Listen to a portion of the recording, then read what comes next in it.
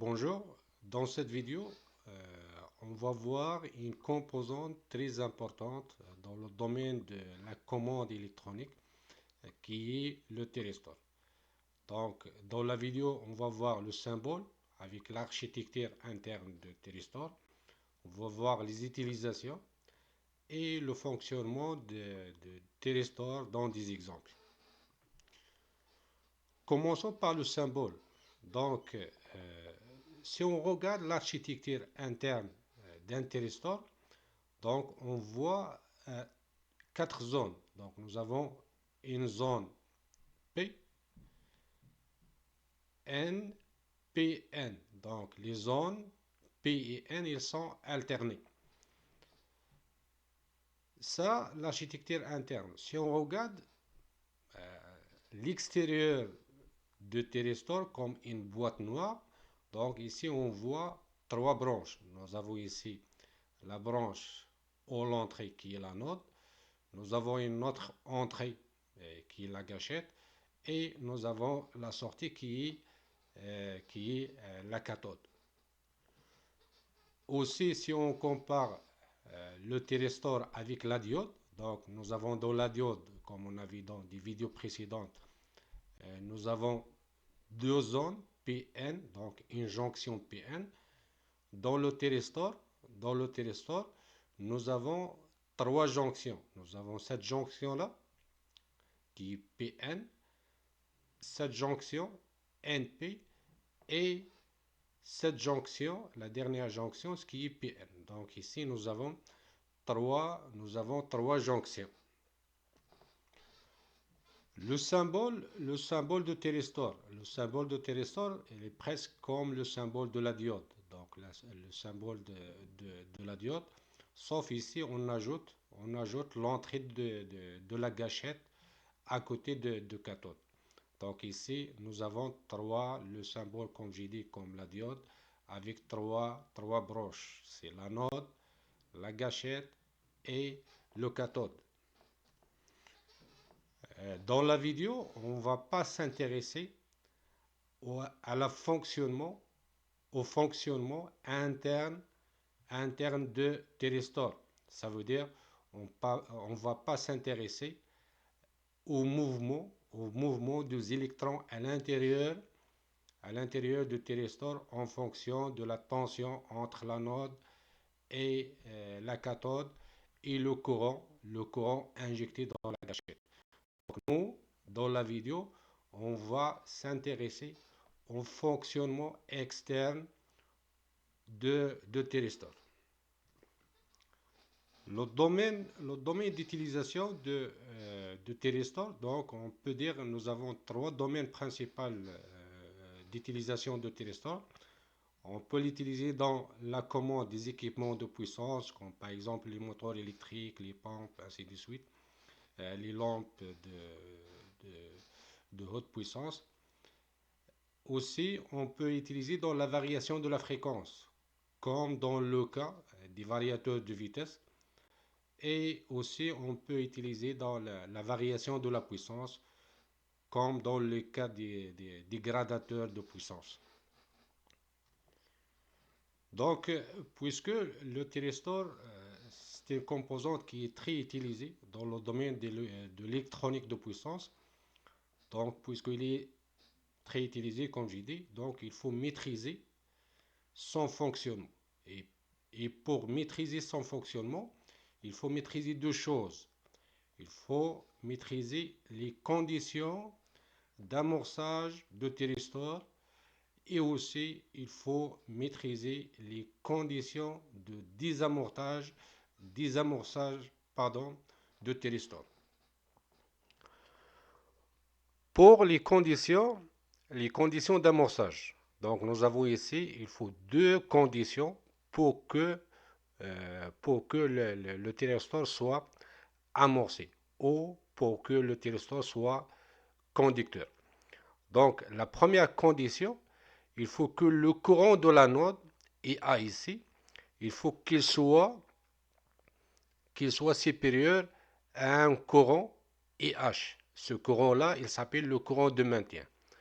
Donc le courant IH, c'est le courant minimum nécessaire pour amorcer le thyristor. Donc la première condition, il faut que nous avons un courant IA suffisant dans l'anode. La deuxième condition, il faut tout simplement une simple impulsion au niveau de la gâchette.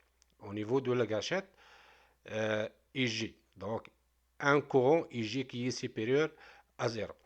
Donc, pour que le thyristor soit amorcé, il faut obligatoirement que nous avons ces deux conditions.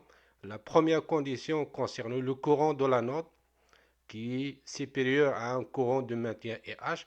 Ça veut dire une tension entre l'anode et la cathode qui est supérieure à 0 et un courant au niveau de la gâchette.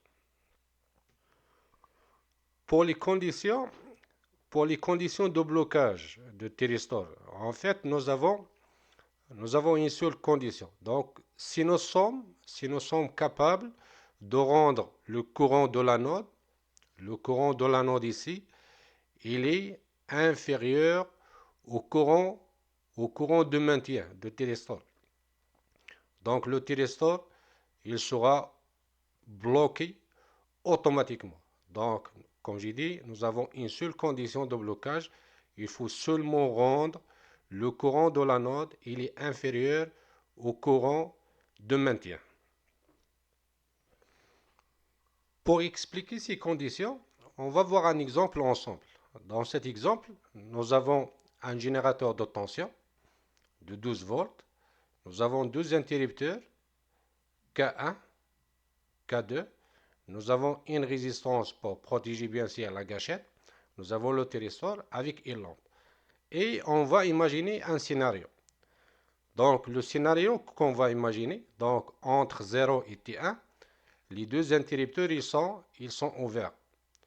Entre T1 et T2, on va fermer l'interrupteur K1 et on va laisser l'interrupteur K2 ouvert.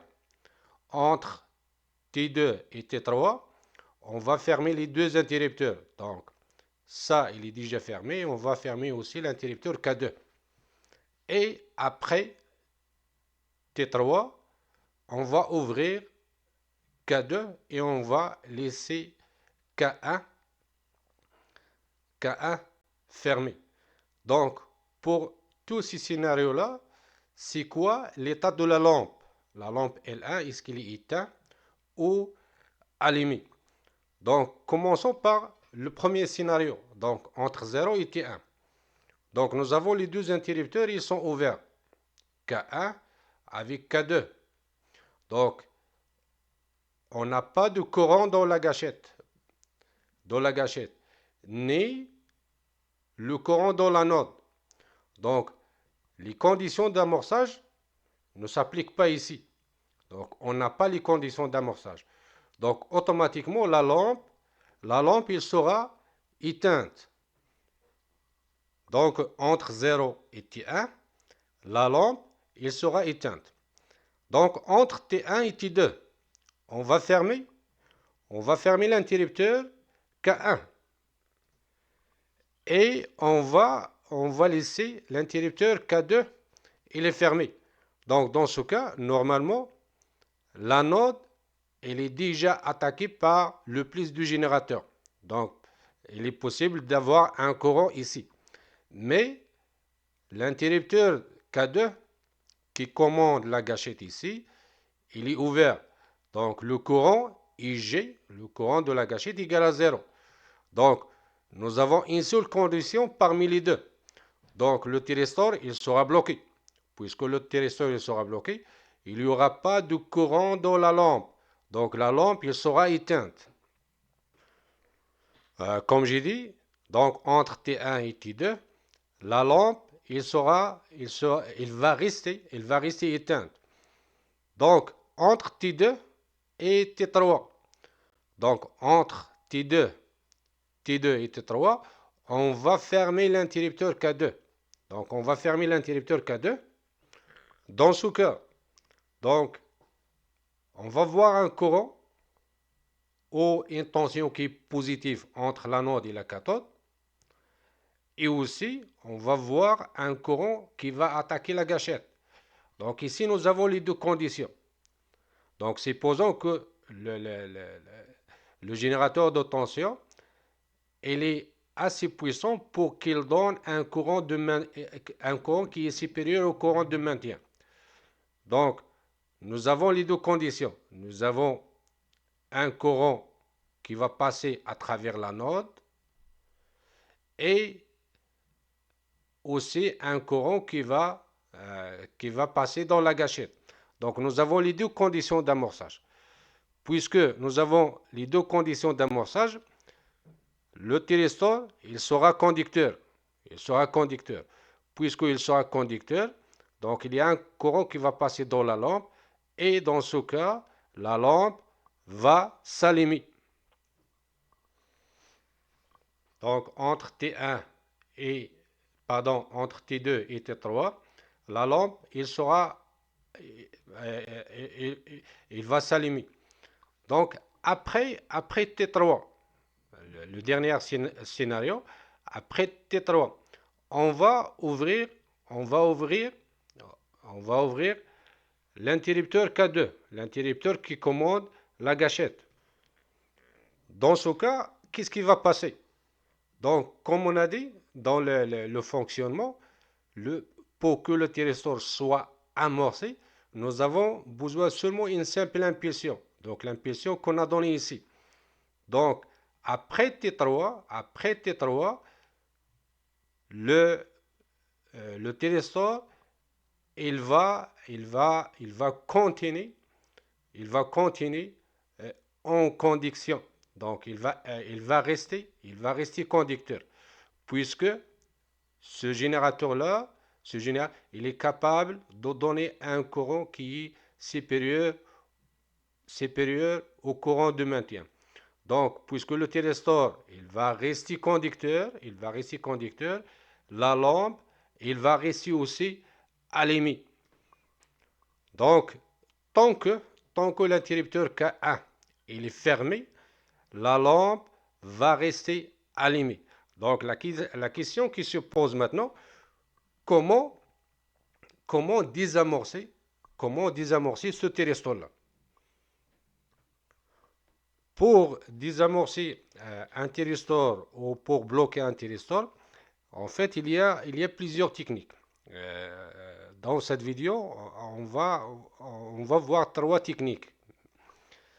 Donc, pour expliquer ces techniques, on va juste modifier le schéma qu'on a ici. On va faire une petite modification. On va ajouter une résistance ici, une résistance qui est variable. Et on va ajouter aussi un interrupteur K3 qui est en parallèle avec le thyristor. Donc, pour désamorcer ce thyristor-là, comme j'ai dit, on va voir 3 techniques. La première technique, on va juste ouvrir l'interrupteur K1. Donc, lorsqu'on va ouvrir l'interrupteur K1, tout simplement, il n'y aura pas de courant dans l'anode du thyristor, puisque le courant il devient 0 automatiquement, il est inférieur au courant de maintien, et le thyristor, il sera dans ce cas-là, il sera bloqué. Ça, c'est la première technique. La deuxième technique, on va laisser l'interrupteur K1 fermé et tout simplement, on va juste augmenter cette résistance qui est variable ici. On va l'augmenter jusqu'à qu'il devient le courant EA, il est inférieur au courant de maintien.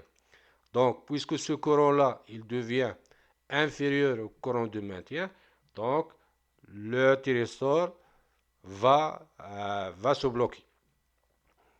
La troisième technique, on va fermer l'interrupteur K3.